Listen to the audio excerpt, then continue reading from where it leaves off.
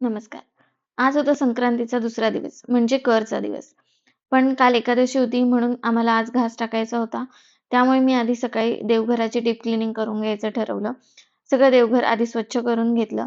त्यानंतर एक-एक देव जे आहे त्यांना मस्तपैकी अंघोळ घालून स्वच्छ पुसून जे आहे ते देवघरात ठेवायला घेतलं. त्याआधी खाली खालचं कापड जे आहे ते पण चेंज करून घेतलं. मग त्यानंतर ज्या देवघरातल्या फ्रेम होत्या त्याही व्यवस्थित पुसून घेतल्या. त्यानंतर सगळे देव जे आहे ते व्यवस्थित धुवून घेतले, पुसून घेतले. त्यानंतर त्यांना गंध लावला.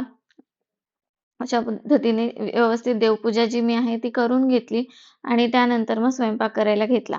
पुरणाचा स्वयंपाक करायचा असतो म्हणून मी रसई, भात बनवलं होतं. त्यानंतर भजे, कुरडई असं तळण काढलं होतं आणि खापराच्या ज्या पुरणपोळ्या आहेत त्या बाहेरूनच मागवल्या होत्या.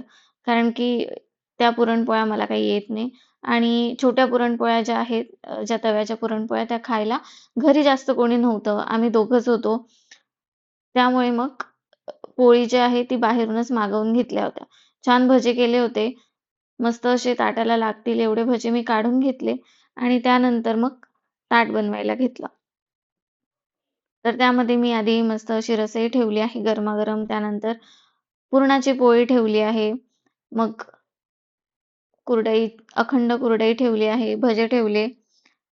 त्यानंतर भात ठेवून घेतला. आता मकर संक्रांतीचा सण आहे म्हणून मग तिळाच्या वड्या ठेवल्या. जे लाडू होते ते कालच उष्टे झाले होते म्हणून मग तिळाच्या वड्या ठेवल्या आणि बासुंदी अशी मस्त अशी ठेवली जी पुरणपोळीसोबत आपण खाऊ शकू. मग त्यानंतर मी फोटोची पूजा करून घेतली. त्यानंतर ताटाचीही पूजा करून घेतली आणि घास टाकण्यासाठी थोडा-थोडा घास जो आहे तो बाजूला काढून घेतला. त्यानंतर गौरी गरम केली.